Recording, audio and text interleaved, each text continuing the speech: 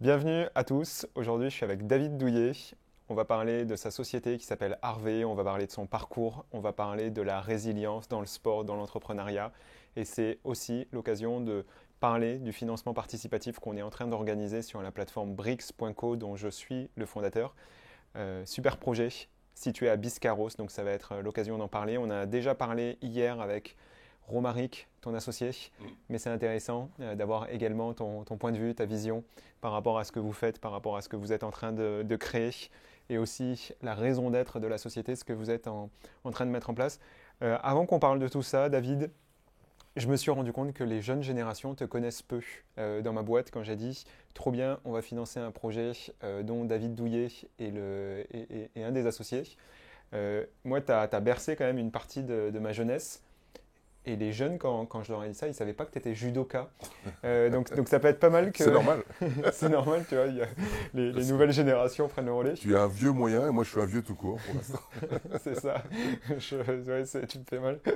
C'est comme ça, il faut l'accepter. Donc ce que je te propose, c'est de te représenter finalement quel a été ton parcours pour que les gens te Ouais, connaissent, qu'on sache. Alors moi j'ai en tête double champion olympique, mais ouais. j'ai pas envie de dire de conneries, donc je veux Non, bien non, que non, non, mais tu c'est représentes tout ça. c'est jamais des bêtises. J'ai été athlète de haut niveau dans le monde du judo. J'ai 55 ans, j'ai 5 enfants et j'ai eu cette merveilleuse chance d'assouvir mes rêves de gosse, d'être 4 fois champion du monde individuel, une fois par équipe, d'être 3 fois médaille olympique, une fois de bronze et 2 d'or, champion d'Europe, champion de France, etc., etc. En fait, d'avoir fait une carrière de niveau que je considère comme être ma grande école. Voilà, c'est tout le, Ton toute école de cette, la vie, ouais. ouais, toute cette période jusqu'à l'âge de 31 ans. En réalité, je le prends et aujourd'hui je travaille et je réfléchis et je continue ma vie sur ces fondations-là. Tout ce que j'ai pu apprendre dans cette première vie me sert absolument tous les jours. Et en réalité, on parlait de médailles, ces médailles-là ne sont plus très importantes. La vraie médaille, la seule et unique médaille que j'ai pu gagner sur toutes ces années, sur plus de 20 ans, eh bien, ça a été celle d'apprendre à me connaître, savoir qui je suis, ce que je suis capable de faire et comment je peux le faire et comment je peux progresser. Voilà, et c'est tout. Et ça, une fois que tu as ce mode d'emploi qui t'appartient, que tu as expérimenté dans ce domaine, tu as fait cette grande école, ce grand apprentissage, eh bien, tu peux le dupliquer dans plusieurs vies. Et j'ai cette chance d'avoir eu plusieurs vies. J'ai eu une vie d'entrepreneur, j'ai eu une vie dans le monde des médias, j'ai eu une vie dans le monde politique, j'ai eu une vie à nouveau dans le monde de l'entrepreneuriat à travers Harvey. Et ce que je fais, c'est très très simple, c'est que chaque vie ou chaque domaine a ses codes, son langage, sa technicité. Eh bien, j'ai juste à apprendre ça et je le superpose à ce que j'ai pu apprendre dans ma première vie. Et ça fonctionne, voilà. Et à chaque fois, ça fonctionne. Bien. D'où Alors, Harvey. On a une société, on la développe, on fait de l'immobilier, on crée, on construit, on va exploiter des résidences, pour les jeunes en particulier. Mais s'il n'y a pas un côté sociétal, social à l'intérieur, ça n'a pas d'intérêt. Ça n'a pas de sens, en fait. Il faut apporter quelque chose à la société. Il faut aller plus loin que le business. Il faut apporter une âme à tout ça. Et s'il n'y a pas ça, aujourd'hui, j'ai 55 ans, je ne suis pas sûr que je l'aurais fait. ouais, c'est ce que tu me disais en aparté de ce podcast, c'est que s'il n'y a pas une raison d'être forte, Voilà, c'est juste un investissement comme un c'est autre, ça. et je ne le fais pas, en fait, je Non, ne non, m'engage pas de manière exactement. opérationnelle. Donc juste pour qu'on repose un peu les bases par rapport à Harvey, je vois que tu veux y aller rapidement, je Non, non, reviendrai mais sur ta vie d'avant, mais donc Harvey, vous créez des lieux de vie, donc des immeubles ou des des complexes, résidences, des résidences dans lesquelles il va y avoir entre 50 et 300 appartements, oui. plutôt des appartements aidés pour une certaine population, soit des jeunes qui commencent dans le sport, soit des saisonniers par rapport à l'opération de Par Biscarrosse, exemple, oui. par exemple, organisés autour d'espaces conviviaux qui Mhm. vont permettre de réunir les personnes. Donc on est sur du co-living, mais avec des services additionnels. Par exemple, votre marque de fabrique, c'est le dojo, pour Mhm. que les gens puissent se retrouver autour de ça. Le dojo, on retrouve la carrière de judoka derrière de pas mal des associés qui font le projet. Mais à côté de ça, vous avez pris un engagement fort chez Harvey qui est de reverser dans une fondation 1% de tout le chiffre d'affaires que vous générez à l'année. 1%, c'est ce qu'on se disait hier avec Romaric, et moi je lui faisais la remarque, c'est beaucoup, parce que dans l'immobilier, on est rapidement sur des chiffres d'affaires colossaux, avec des très petites marges. Donc quand tu viens retirer, non pas sur ton bénéfice, mais sur ton chiffre d'affaires, ça peut vraiment t'imputer ta marge. Donc c'est un vrai engagement fort. Et c'est notamment ça qui vous permet aussi de discuter avec certaines collectivités, certaines communes, qui ont envie aussi d'avoir cet engagement en travaillant avec vous. Est-ce que tu peux nous en dire plus? Comment c'est arrivé? Quelle a été la genèse du projet Harvey? La genèse du projet Harvey, c'est 3 anciens athlètes, 3 judokas qui ont fait du haut niveau. David Hinkel, Romaric Godmer et moi-même. Il y a Myriam qui est là, mais qui n'a pas fait de judo, mais elle a autant de qualités que nous 3 réunis. On est 4. Bref, et cette réflexion que nous avons, c'est de dire, mon Dieu, mais il y a 35 ans, lorsque nous cherchions nous-mêmes un appartement à Paris ou ailleurs, lorsque nous étions des saltimbanques du sport, on n'avait pas encore réussi notre carrière. J'aime bien cette expression. Bien sûr. Et qu'il fallait louer un appartement, eh ben, on rentrait dans aucune des cases d'un loueur. Donc on trouvait rien. Notre dossier n'était jamais pris en compte. C'était une horreur. Et quand on était logé dans des taudis ou à 50 km de ton lieu d'activité. Donc, et le truc, c'est que 35 ans plus tard, ça n'a pas avancé d'un pouce. Donc on s'est dit stop, il faut qu'on fasse quelque chose. Voilà. Ça, c'est la genèse. D'où le concept est né de cette vision-là, en disant nos jeunes aujourd'hui, les mètres carrés sont chers partout, à acheter. Hein. Les parents n'ont peut-être pas suffisamment les moyens. Les jeunes sont isolés ou balancés d'un appartement ou d'une résidence étudiante ou d'une CTU, etc. Enfin, c'est juste n'importe quoi. Ils ont besoin d'un cadre, ils ont besoin d'une famille, ils ont besoin de repères, ils ont besoin d'une vie équilibrée. Parce que ce qu'on leur demande aujourd'hui, c'est beaucoup. Dans leurs études, comme dans leur premier job.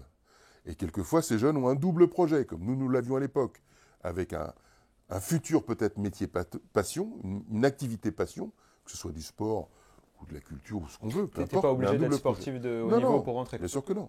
L'idée, c'est qu'il faut qu'on aide ces jeunes qui démarrent leur vie. Il faut qu'ils soient bien logés avec des services, logés où ils peuvent faire du sport, d'où le dojo. Alors le dojo, évidemment, ils ne vont pas faire du judo, hein, ils peuvent en faire s'ils veulent, mais un dojo, c'est en réalité une salle de sport avec une ambiance, une atmosphère assez particulière. Et on aime rendre cette atmosphère dans nos résidences. Il y a toujours un restaurant, il y a toujours une zone de coworking, on peut travailler ensemble, partager des expériences, et le tout est ouvert toujours sur la ville, sur l'extérieur.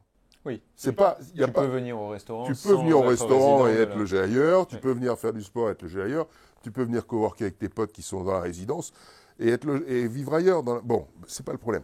Nous, ce qu'on veut, c'est cette qualité de vie à l'intérieur, quelque chose qui soit ouvert vers l'extérieur, et des gamines et des gamins qui ont une solution pour se loger, et une solution de qualité. Voilà.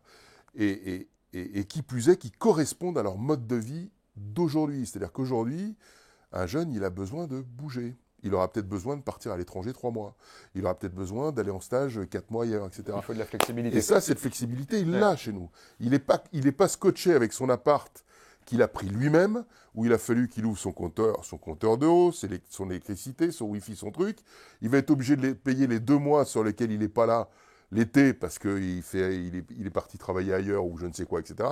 Là, il nous dit « Eh oh les copains, je pars 3 mois, je reviens dans 3 mois, c'est fini. » Il revient dans 3 mois, ou il ne revient pas, ou peu importe, il reste 6 mois, il reste 6 mois, il reste 8 mois, il reste 1 mois, 15 jours, peu importe. C'est une totale flexibilité. Moi, j'ai envie de te challenger par rapport à ça, c'est que dans ces espaces de co-living, parce qu'on voit quelques sociétés parisiennes qui en ont lancé, on se retrouve avec cette flexibilité que tu décris, mais avec des tarifs qui sont vraiment prohibitifs et qui sont inaccessibles aux jeunes que tu décris. Est-ce que ça veut dire que vous allez avoir des tarifs aidés? Si oui, est-ce que c'est pris en charge en partie par la ville, par l'État? comment vous faites pour arriver à équilibrer et à faire mieux finalement que des acteurs privés qui On ne va existent pas déjà? dévoiler tous nos secrets, Ok. parce qu'on en a. Mais juste pour commencer à effleurer les choses et parler un peu chiffres, lorsqu'on négocie, parce qu'on ne demande pas d'argent à personne, il n'y a pas de subvention, il n'y a rien de tout ça. Moi, j'en veux pas, c'est totalement privé. Je veux qu'on soit libre, voilà. Et si on a envie, nous, de donner, d'abonder un fonds comme on le fait avec 1% pour le sport, c'est de notre propre initiative. Voilà. Tout est, il n'y a pas de région, de département, de quoi, de caisse, il n'y a rien de tout ça. On maîtrise complètement notre affaire. Okay. Voilà, ça c'est extrêmement clair. Mais la première chose qu'on a, c'est-à-dire que comme on a une action sociale très importante vis-à-vis des jeunes, des locaux, de ceux qui vivent dans des associations sportives ou culturelles d'une ville, ça nous permet de pouvoir négocier, entre autres, nos terrains d'une façon optimum. Donc, au bout du tuyau, des loyers qui correspondent aux loyers du secteur, avec des services en plus. Pour être clair, un gamin qui vient chez nous, il n'a pas besoin de payer ses meubles, il n'a pas besoin d'ouvrir ses compteurs, etc. Globalement, ça va lui coûter moins cher sur à peu près 18 mois, 24 mois, que d'être chez nous, que d'avoir un appartement classique loué tout seul dans son coin. Ouais. Ouais, c'est intéressant parce que c'est une vision qui est assez pragmatique. On en revient toujours à l'immobilier. Pour bien vendre, ou en tout cas pour bien exploiter, il faut bien acheter. Oui. Et là, ce que tu es en train de dire, c'est que et ça revient aussi à ce que me disait Romaric, c'est que vous n'êtes pas dans une pression du développement effrénée. Et donc, si vous devez ouvrir 4 nouveaux centres ou seulement 2 par an, vous ne mettez pas la pression par rapport à ça. Donc, on négocie bien au début l'acquisition du terrain parce que c'est ce qui va nous permettre de bien construire et de louer à tarif abordable. Exactement, ouais. D'être respectueux de ce qui va se passer et pas être dans des espèces spéculatifs qui n'auront plus de sens. Et c'est aussi une manière de respecter les personnes qui vont nous faire confiance et qui vont investir à nos côtés. Voilà. Ils sont sûrs d'avoir un produit avec nous de bons pères de famille, voilà, qui est bien réfléchi, bien géré, qui ne sera pas excessif, sur lequel il y aura toujours un retour sur investissement qui correspond à la réalité et qui ne correspondra pas à une réalité spéculative. Moi, ça m'amène à 2 questions. C'est concrètement, toi, c'est quoi ton rôle opérationnel dans une structure comme celle-là et comment tu as réussi à faire cette transition, tu vois, de créer une boîte qui va quand même avoir beaucoup de salariés, parce qu'on va parler de 20-30 employés par centre. Donc avec la multiplicité des centres, ça va faire du monde à manager. Donc comment tu passes d'une carrière où finalement on t'apprend uniquement à être sur un dojo et à faire du judo, tu vois, cette transition. Alors on l'a vu tout au long de ta carrière qu'il y a eu une transition progressivement vers le give back, mais aujourd'hui ton rôle opérationnel dans une structure comme Harvey? Mon rôle opérationnel en tant que vice-président, David Hinkel est président, je suis vice-président, Romaric est directeur général. Okay. Voilà. Comment ça s'est passé David, lui, a fait toute sa carrière professionnelle dans le monde de l'immobilier. Il a déjà plusieurs expériences immobilières, notamment dans le monde des seniors, puis dans le monde des étudiants, 2 entités différentes où il a eu des succès. Il a été exploitant dans ces 2 univers-là. Donc il a toute l'expérience. C'est la raison pour laquelle on est ensemble avec Romaric. Voilà. On ne s'est pas improvisé du jour au lendemain. Oui, voilà. Non, c'est pas 3 potes, on fait la fin d'une soirée, etc. Ça n'a rien à voir. C'est des additions de compétences. Voilà. Attention, c'est extrêmement sérieux. C'est extrêmement sérieux. Moi, mon rôle, c'est je sais comment fonctionne l'aménagement d'une cité. L'aménagement urbain. Comment ceux qui sont en responsabilité, quels que soient les exécutifs, que ce soit des exécutifs municipaux, des collectivités locales, type communauté de communes, agglomération ou département ou région, je sais comment tout ça fonctionne pour prévoir et anticiper la vie du citoyen de demain. Okay. Bon. Et à partir de ça, je connais le langage de cet univers, je connais le fonctionnement de cet univers, Et donc, ça me permet d'avoir un temps d'avance sur ce qui va se passer ou ce qui pourrait se passer à tel et tel et tel et tel endroit, selon la zone, selon le développement économique de telle ou telle zone, selon l'existence, voilà. Donc c'est une étude d'abord qui nous est propre, approfondie, d'un territoire sur lequel ensuite on prendra contact avec les responsables de ce territoire pour leur apporter notre concept. Et de là, on rentre dans un côté explication, éducation, compréhension, et ce qui y a d'extrêmement important, c'est qu'on arrive avec notre étude de marché, on va dire ça comme ça, notre vision, et tout de suite, on ne fait qu'écouter l'expertise de ceux qui sont sur le territoire. Et on considère que leur parole est bien supérieure à la nôtre. Donc en fait, on en rentre tout de suite dans un processus de co-construction ensemble. Ce qui fait que le résultat, c'est d'avoir des emplacements premium, où il y a les moyens de transport, où les jeunes seront logés dans de bonnes conditions, et où la vie sera agréable. C'est ça en fait le résultat. Le résultat, c'est à chaque fois, sur chaque résidence, on se dit, si moi je vais habiter là, est-ce que je vais vivre heureux? C'est aussi simple que ça. Moi, j'aimerais te poser une autre question par rapport à ça. Tu as un look un peu rebelle. Je trouve que tu ressembles un peu à un rocker au premier abord. Ouais. Et en fait, je trouve que peut-être tu as l'air très posé, mais ce côté rebelle, tu l'as peut-être un peu au fond de toi, dans la mesure où je me dis, David Douillet, qui a une personnalité publique, à chaque fois dans sa carrière, il a pris du risque. Oui. Et il a réussi à le maîtriser. Tu vois, quand tu repars en politique, tu prends le risque de t'exposer aux oppositions qui vont te tracher, qui vont parler en mal de toi. Tu repars dans un projet où finalement tu travailles avec des communes qui ont envie de te suivre parce qu'il y a vraiment une raison d'être forte, mais tu n'as pas le droit de te louper. Parce qu'en fait, si tu fais une résidence qui est pourrie, tu sais que tout le monde va te tomber dessus en termes de notoriété.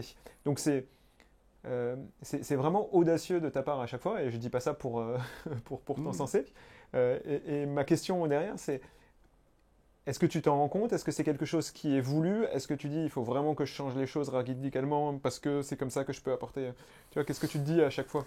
La vie ne vaut d'être vécue que comme ça. Oui. C'est la vie d'un athlète. Tu remets, tu remets ton jeu en titre. Tout en titre dès le lendemain. Quoi. Tu vois, tu es champion olympique le dimanche soir et le lendemain, tu démarres une nouvelle Olympiade. En fait, c'est comme ça que ça fonctionne. Et tu prends des risques en permanence. Une vie sans risque n'est pas une vie. En fait, pour moi, c'est ma philosophie. On doit se remettre en question, on doit créer, on doit innover, on doit explorer des territoires inconnus, on doit les comprendre, on doit les apprendre. Ça, c'est la vie, c'est la vraie vie. La curiosité, c'est la chose la plus importante. Et si aujourd'hui, je m'éclate et on s'éclate, nous, ces 4 associés, plus tous nos collaborateurs dans cette affaire-là, c'est que on crée quelque chose. Parce qu'on va parler de murs, on va parler de co-living, on va parler d'aménagement, etc., etc. Mais c'est bien plus que ça. On crée une âme, on crée une communauté, on crée un concept. Ça va bien au-delà de ça, croyez-moi. Donc, c'est vrai que quand on a nos tableaux Excel, il y a des chiffres, etc., etc., etc. Mais ce qui est créé, parce qu'on va exploiter nos résidences, ça va être tout le cœur du réacteur, en fait. Ce dont on parle là, de manière un peu sèche et brutale, c'est le cadre, voilà. Mais tout ce qu'on va insérer dans la façon de vivre, dans la façon de se lever le matin, dans la façon de servir les gens, dans la façon de les accueillir, dans la façon de les connecter entre eux, dans l'état d'esprit qui va régner, dans cette simplicité du rapport, cette modestie de la relation qu'on va mettre en place.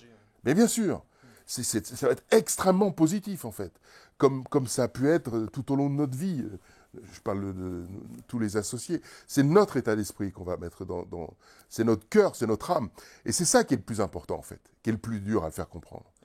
Voilà. Et c'est la raison pour laquelle on est très attaché à ce qui est ce côté sociétal, social, pour aider nos gamins qui méritent qu'on les aide, parce que ils vont mener de front deux trucs en même temps, leurs études et leur passion, ou un premier job et leur passion, etc. Ils n'ont pas encore réussi à décoller dans leur passion, peut-être le feront-ils jamais, mais au moins, ils ont le mérite d'essayer, c'est le plus important. Et c'est le moment où ils en auront le plus besoin, c'est là où il y a le moins de monde. Une fois que tu as décollé et que tu deviens un bon guitariste, un bon chanteur, un bon judoka, un bon athlète, etc., là, tu trouves du monde. Là, c'est bon, là, c'est facile. Mais la phase où tu es sur la piste là, et tu commences à mettre l'accélérateur à fond, c'est là le plus difficile. Et c'est là où on est, nous. Ouais. En anglais, les Anglais, ils parlent de tipping point. C'est Voilà. le point d'inflexion qui te Exactement. permet vraiment de cranter. Et des fois, il te faut juste la petite étincelle. Exactement. Et on veut faire partie de cette étincelle-là. Ouais. Qui va faire qu'en fait, il y a des jeunes qui, potentiellement, dans le mauvais cadre, vont pas performer. Et grâce à toi, ça va être des champions olympiques. Et il faut quelquefois 3 fois rien. 3 fois rien. Ouais. 3 fois rien. Juste une tape dans le dos. Juste une tape dans le dos, un regard, le fait d'être bien, le fait de pouvoir se dire je rentre chez moi, je suis tranquille. Ouais. Je suis en sécurité. Tu vois, j'ai rencontré un garçon qui faisait partie de la société d'aménagement sur un territoire, etc., qui, lorsqu'on a passé les actes chez le notaire pour acheter le foncier, n'avait pas totalement compris notre concept. Et le notaire nous a posé des questions. Il était assez curieux. Donc on lui a expliqué tout ce que je suis en train d'expliquer. Et le type, à la fin, m'a dit « Moi, j'ai une fille, moi ça me plaît parce qu'elle sera en sécurité chez vous. Okay. » On n'y avait pas pensé forcément, tu vois. Il y a du monde, oui, il y a un responsable de site, il y a un gardien, ah oui, ça me va, ça. Elle sera en sécurité avec vous. Voilà. Ouais, c'est assez intéressant en fait, c'est des peurs assez primaires, mais tu as besoin d'y répondre. On n'y avait pas pensé, jamais on a pensé à ça. Tu vois, oui, ou mon enfant, il mangera bien, il aura une cantine équilibrée. Il mangera bien. S'il le désire, il a la possibilité de faire du sport. Il pourra travailler en groupe s'il le désire. Il pourra être chez lui s'il le désire, tout seul, s'il ne voit personne, il est chez lui tranquille. Il pourra amener des gens. Enfin, c'est un lieu de vie, quoi. Voilà. Si on revient sur Harvey, le projet, la confidence, donc c'est un projet à Biscarrosse. Moi, je veux bien que tu nous en dises un peu plus, parce que ce qui est assez intéressant sur ce projet-là, on le disait également en aparté, le projet va être ouvert à de la location courte durée pour l'été, donc de manière estivale, sur les saisons estivales. Donc ça veut dire qu'il y a un niveau de qualité qui doit être à la hauteur de résidence de tourisme, tout en accueillant des personnes qui sont des saisonniers, donc qui sont là pour la saison, pour travailler dans les restaurants, dans les hôtels, parce que c'est un engagement que vous avez pris vis-à-vis de la commune. Il manquait de place pour loger ces saisonniers qui se retrouvent potentiellement à aller dormir dans des tentes au bord de la route. Donc on est vraiment sur quelque chose où il y a un grand écart.